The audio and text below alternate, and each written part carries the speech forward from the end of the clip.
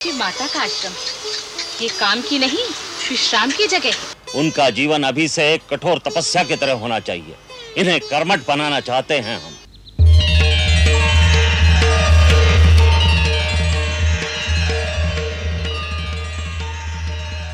अब यहां से देखो, अहंकार और माया का संसार। गुरुर्ब्रह्मा गुरुर्विष्णु गुरुर्देवो महेश्वरा।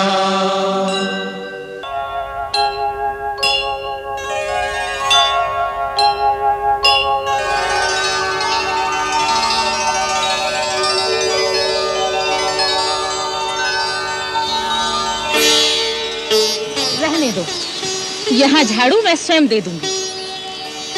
श्वेता, झाड़ू ले लो इन सबसे। नहीं, हमको तो ये झाड़ू देना है। ये गुरुदेव की आज्ञा है गुरु माता।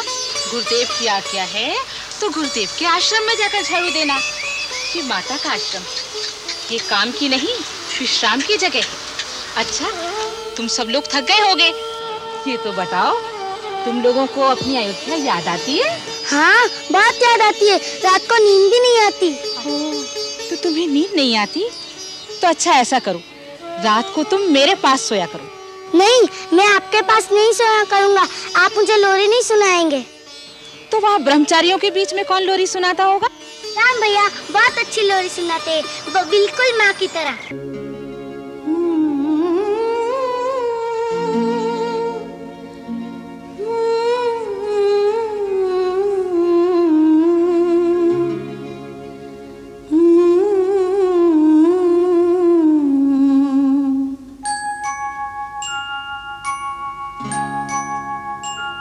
आजा आजा री निंदिया, धीरे धीरे से आजा, राजा बिटुआ की अखियों में समा जा री। आजा निंदिया,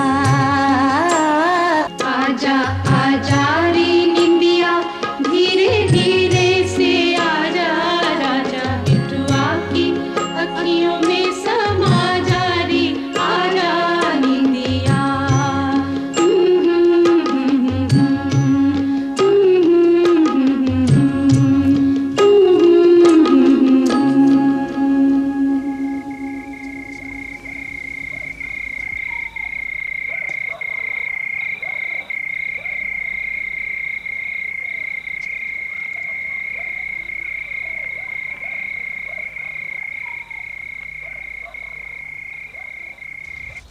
देवी अरुंधति, ये ब्रह्मचारी हमारे शिष्य हैं। इन पर अपने मोह का जाल ना डालिए। मैं मोह का जाल कहाँ डाल रही हूँ स्वामी? मैं तो एक माँ का कर्तव्य निभा रही हूँ। अपनी माताओं से दूर जब ये छोटे छोटे बच्चे दिन भर की मेहनत से थक कर घर आते होंगे तो इन्हें अपनी माँ की याद आती होगी। इन्हें थोड़ा सा माँ का स्नेह देने में आपकी शिक्षा में कोई बाधा तो नहीं पड़ जाएगी? हम तो अपने शिष्यों के भविष्य के लिए ऐसा सोचते हैं, जिन्हें वीर पुरुष बनकर दूसरों की रक्षा करनी है, इस धरती का पालन करना है। उनका जीवन अभी से एक कठोर तपस्या की तरह होना चाहिए। इन्हें कर्मठ बनाना चाहते हैं हम। कर्मठ बनाइए, परंतु पत्थर मत बनाइए। भावना की कोमलता भी रहने दीजिए इनमें। आपने सुंदर बात कही। आप भी इनकी गुरुमाता हैं, इसलिए ये काम आज से हम आपको सौंपते हैं। हम इन्हें कर्तव्य की कठोरता सिखाएंगे, आप भावना की कोमलता सिखाइए। धन्यवाद। मैं इन्हें सामवेद का पाठ शुरू कराऊंगी, जिससे इनका जीवन नीरस न रह जाए। उसमें संगीत के स्वर गूंज उठें, तभी तो ये पूर्ण पुरुष बनेंगे।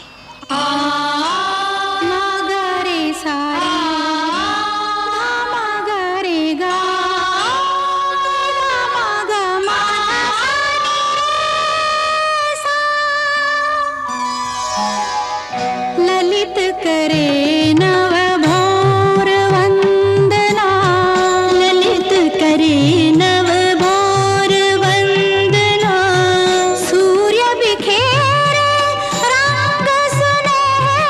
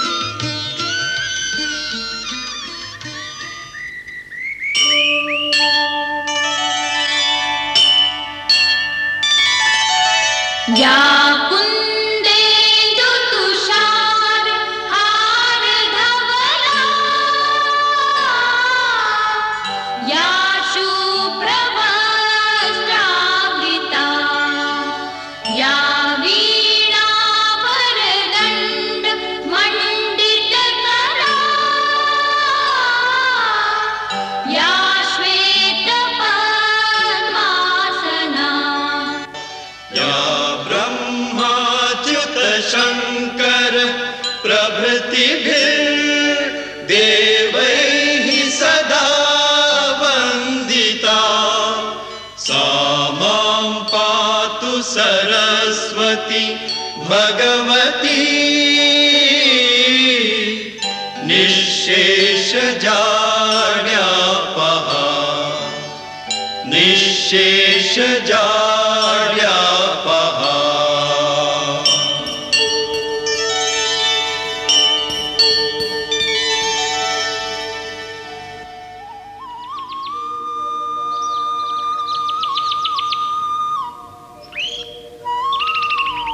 सर्वमंगलमांगल्ये शिवे सर्वार्थ साधके शरण्ये त्र्यंबके गौरी नारायणि नमोस्तुते।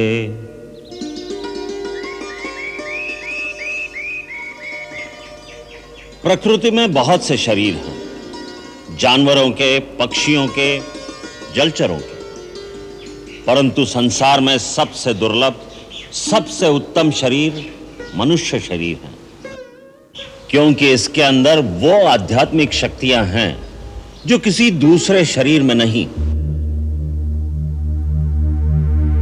आध्यात्मिक और मानसिक शक्ति का यह भंडार हर मनुष्य शरीर में होता है, भले ही वो शरीर ऊंची जाति का हो या नीच जात का हो, किसी रंग या किसी नस्ल का हो, प्रकृति उसमें भेदभाव नहीं करती। इसीलिए हर मानव शरीर को मुक्ति का द्वार कहा जाता है। शरीर के मुख्य केंद्रों में निरंतर इस शक्ति का स्पंदन होता रहता है। जब तक उसे जगाकर अपने काबू में न किया जाए उसका कोई फायदा नहीं, वो बेकार चीज है। वैसे ही जैसे किसी कंजूस के घर भंडार तो भरे हों और वो भूखा बैठा रहे। हर मानव शरीर में इस शक्ति के 7 केंद्र होते हैं जो योगाभ्यास द्वारा जागृत किए जा सकते हैं। मैं तुम्हें अपने शरीर में ये 7 चक्र दिखाता हूं।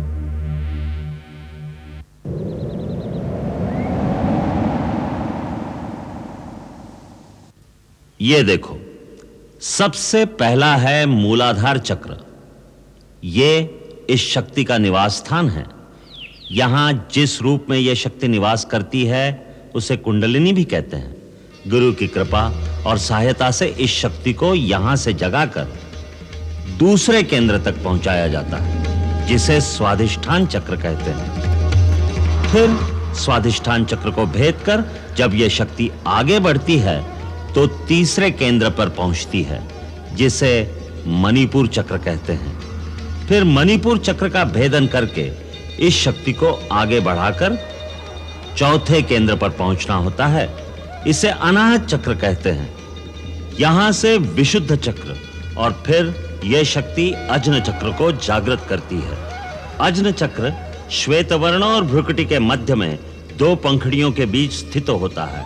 उसका बीज मंत्र है ओम ओम।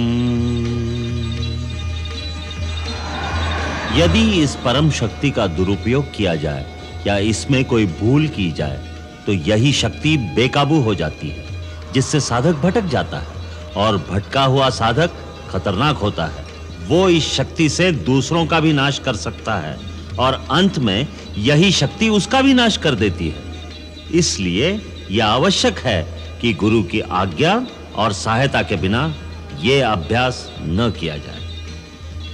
जब यह शक्ति जागृत होती है तो सब केंद्रों में ऊर्जा और तेज का एक ऐसा वेग होता है जैसे गंगा का प्रवाह हो। उसका तेज कई सूर्यों की तरह प्रकाशमान होता है। कुंडलिनी जब आगे बढ़ती है तो साधक को चेतना की अलग-अलग परतों का अनुभव होता है, यहां तक कि जब वो छठे चक्र का भेदन करके सहस्रार तक पहुंचती है तो योगी पूर्ण समाधि में लीन हो जाता है। जहां रोशनी ही रोशनी है, प्रकाश ही प्रकाश है, वहां पहुंचकर एक अलौकिक आनंद की अनुभूति होती है, जहां मानव की चेतना आदि और अंत की सीमाओं को पार कर जाती है। वो परम चेतना की परिसीमा है, जहां तीनों काल और समस्त लोक उसके सामने प्रकाशित हो जाते हैं।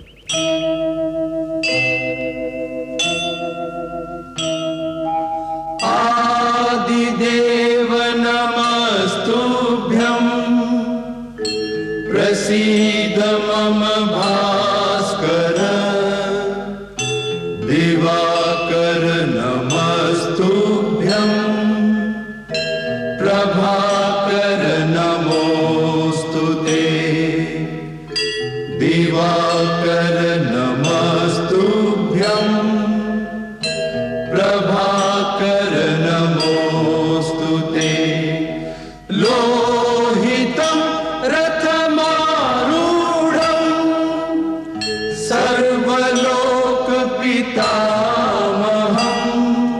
महापापहरं देवं तं सूर्यं प्रणमाम्यहं प्रणमाम्यहम्।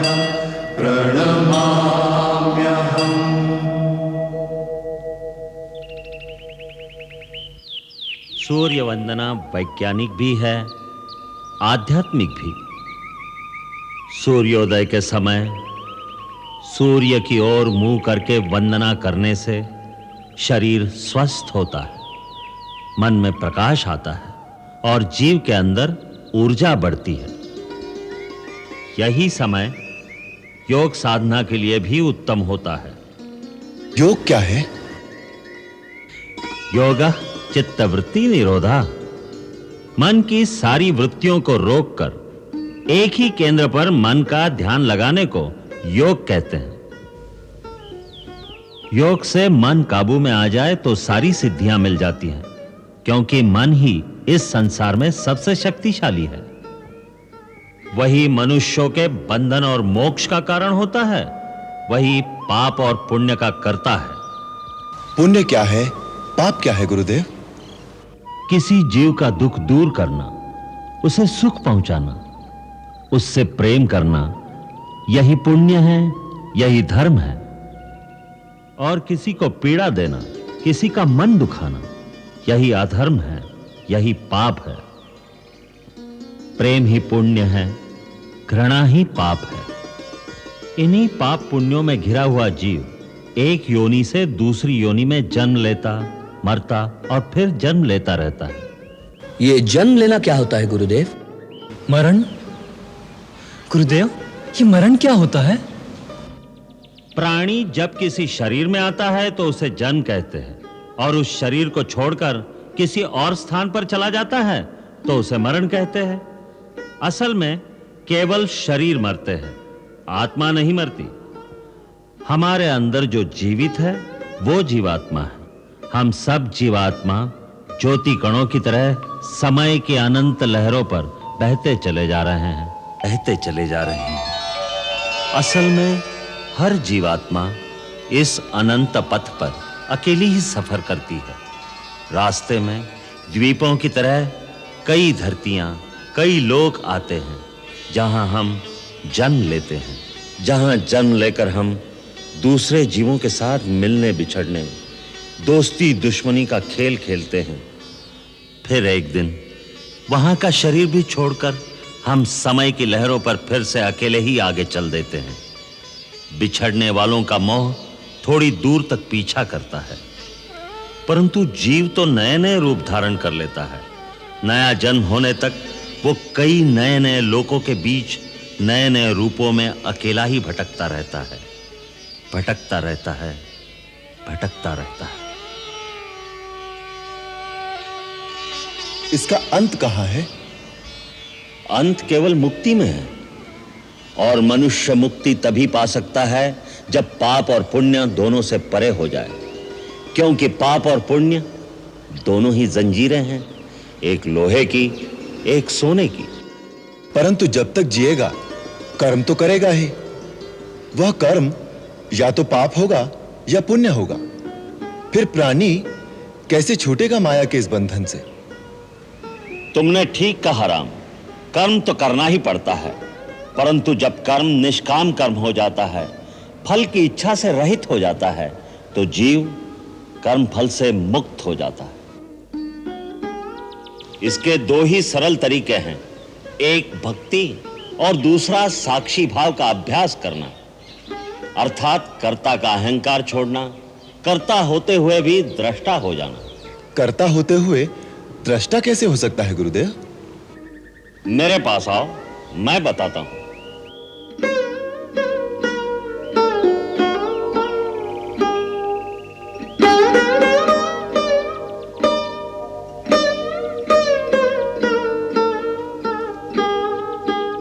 राम, अब अपने अंतर्मन को इस शरीर से बाहर निकालकर आओ मेरे साथ।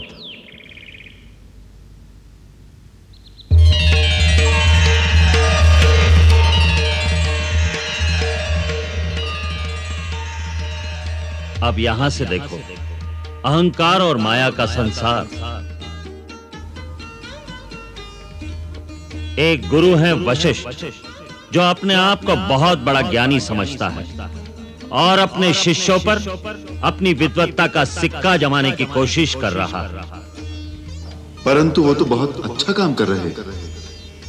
विद्यादान तो पुण्य है। पुण्य है, परंतु पुण्य में भी एक डर है।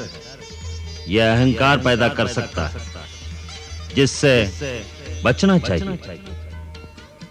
उधर देखो उन बच्चों को।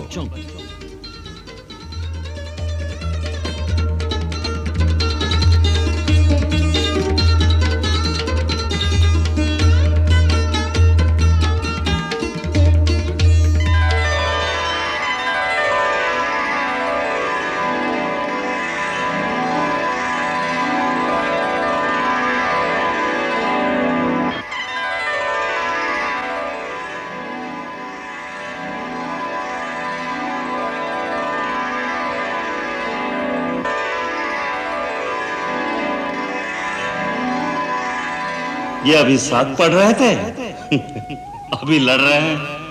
इन्हें इनका अहंकार लड़ा रहा है, क्योंकि हर बच्चा अपने आप को दूसरे बच्चे से अधिक बुद्धिमान समझता है। यही हाल बड़े लोगों का है। जब मनुष्य इसी तरह से साक्षी भाव से अपने कर्मों को देखता है, तो उसमें अहंकार की भावना पैदा नहीं होती, विनम्रता आती है। इसीलिए कहा है, विद्या ददाति विनयम। सच्ची विद्या विनय प्रदान करती है। उसी विनय से जीव भक्ति पाता है, और जो भक्ति पा लेता है, उसे और कुछ पाना बाकी नहीं रह जाता। वो जहां बैठता है वही तीर्थ स्थान बन जाता है। जो कहता है वही शास्त्र हो जाता है। राम, आज इतना ही। आज महाशिवरात्रि, भगवान की पूजा करनी है। ओम नमः शिवाय। ओम नमः शिवाय। ओम नमः शिवाय। नमः शिवाय। नमः शिवाय।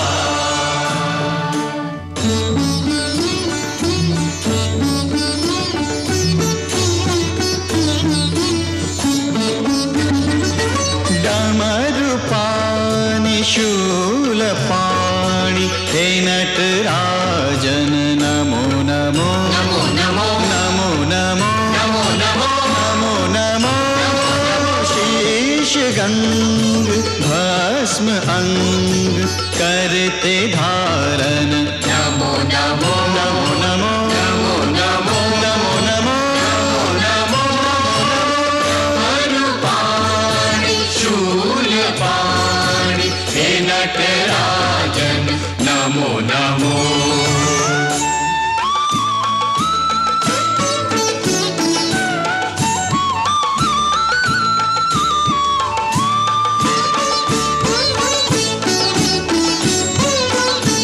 तुम आदि देव अनादि हो, तुम अंतहीन अनंत हो। ओम नमः शिवाय। श्रीमंत हो भगवंत हो, हे नाथ गिरिजाकंत हो। ओम नमः शिवाय। नमः शिवाय। शशिललाट तन विराट हे त्रिलोचन नमो नमो नमो नमो नमो नमो नमो नमो नमो नमो। नमो रूपाणि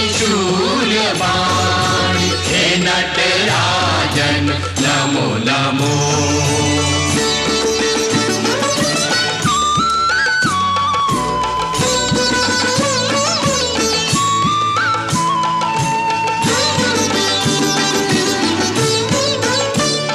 निस्सार इस संसार में शिव नाम केवल सार है। ओम नमः शिवाय। शिव शक्ति है, शिव भक्ति है, शिव मुक्ति का आधार है। ओम नमः शिवाय, नमः शिवाय।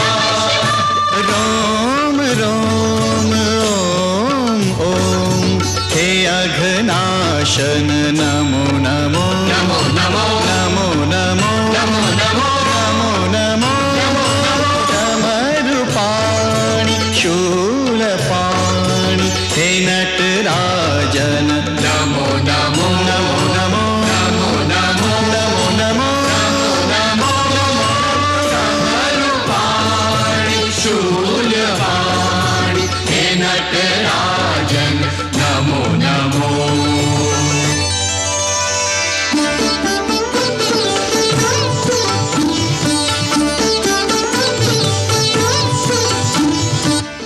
प्रभु कैसी सुंदर वीणा बजा रहे हैं, नृत्य को जी चाहता है। तो कौन रोकता है? प्रभु वीणा बजाएं और उनके भक्त नाचें और हम आनंद लें।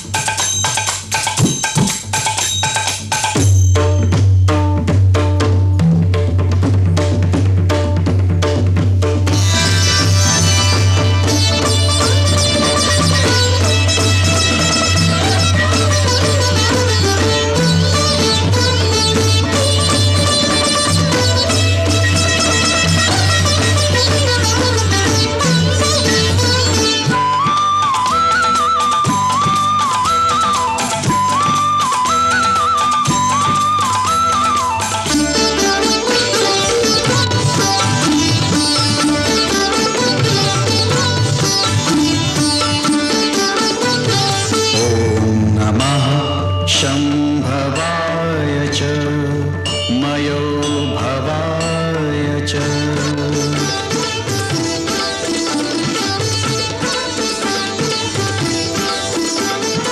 नमः शंकराय च मयस्कराय च।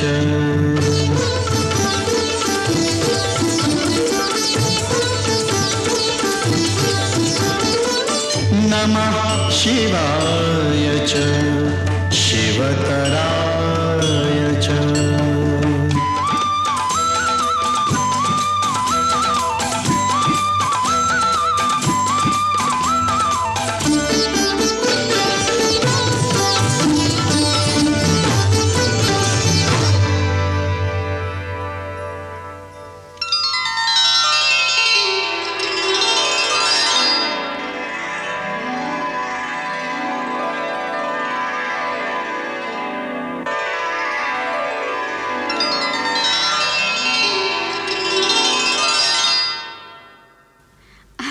आ गए नाथ?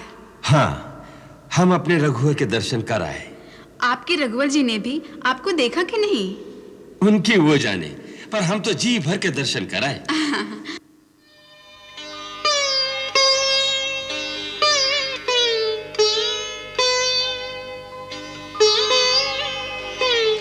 प्रणाम महारानी। ये सब क्या है हरिसुमंत? चारों कुमारों के नए वस्त्र। गुरु आश्रम से संदेशा आया है कि चारों कुमारों की शिक्षा दीक्षा पूर्ण हो चुकी है। माता पिता के भेजे हुए वस्त्र पहनाकर विद्यार्थियों को गुरु आश्रम से विदा किया जाएगा। क्या हमारे बच्चे इतने बड़े हो गए? महारानी, समय के साथ सब बदल जाता है। मैं आपसे आशीर्वाद और आज्ञा लेने आया हूँ, उन्हें लाने के लिए। वो घर आ रहे हैं हमारे बच्चे घर आ रहे हैं, ये सोचकर ही हमारा धैर्य छूटा जा रहा है। चाहिए चाहिए आर्य सुमंत, हमारे बच्चों को जल्दी से आश्रम से विदा करा के ले आइए। आज तुम्हारा गुरुकुल में रहने का अंतिम दिन है। मुझे जो विद्या तुम्हें देनी थी वो पूर्ण हो गई। आज दीक्षांत समारोह के समय मैं तुम्हें अंतिम उपदेश देता हूं। सा विद्या या विमुच्यते। सच्ची विद्या वही है जो मुक्त कर दे। इसलिए आज से मैं तुम्हें अपने समस्त आदेशों से मुक्त करता हूं। अब जीवन पथ पर बढ़ने का मंत्र होगा आत्मदीपो भव, अर्थात मेरे आदेशों का अंधविश्वास करके पालन करना आवश्यक नहीं। अपनी विद्या, अपने विवेक के सहारे अपना धर्म, अपना कर्तव्य स्वयं निश्चित करो। शास्त्रों के अनुसार मनुष्य को जीवन में 3 ऋण चुकाने होते हैं: देव ऋण, पितृ ऋण और आचार्य ऋण। देव ऋण भक्ति और पूजा से चुकाया जाता है। सब प्राणियों में भगवान का रूप देखोगे तो सारे प्राणी तुम्हारे लिए पूजनीय हो जाएंगे। यही भगवान की सच्ची पूजा है। इससे देव ऋण चुकाया जाता है। अपना सुख त्याग कर माता पिता की सेवा में समर्पित होने से ही पितृऋण चुकाया जाता है। अब रही मेरी गुरुदक्षिणा। तुम अपने आचरण से और कर्म से इस संसार में सुख, सुंदरता और प्रसन्नता फैलाओ। मानव धर्म के आदर्श स्थापित करो। दिलों से बैर निकालकर उनमें प्यार के बीज बो दो। यही वचन तुमसे लेकर मैं तुम्हें आचार्य ऋण से मुक्त करता हूं। मेरा आशीर्वाद सदा तुम्हारे साथ है। मुझे जब भी याद करोगे अपने पास पाओगे।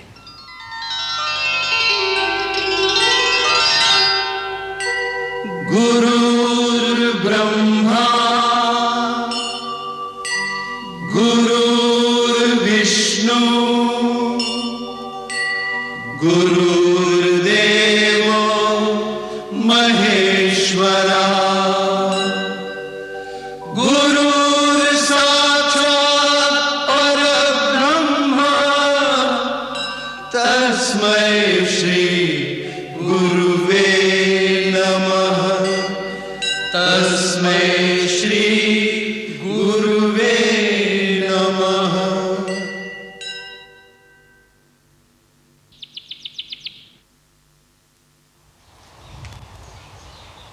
इतने बरस आपके ममता की गोद में बिताकर जाते हुए बस आपसे एक ही प्रार्थना है गुरु माता कि इस ममता के आंचल की छाया हम पर सदा बनी रहे।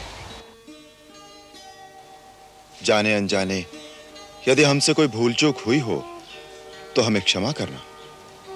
तुम तो कोई भूल कर ही नहीं सकते राम। ऐसी मोहनी डालकर जा रहे हो कि तुम्हें भूलना मुश्किल हो जाएगा। महादेवी को प्रणाम।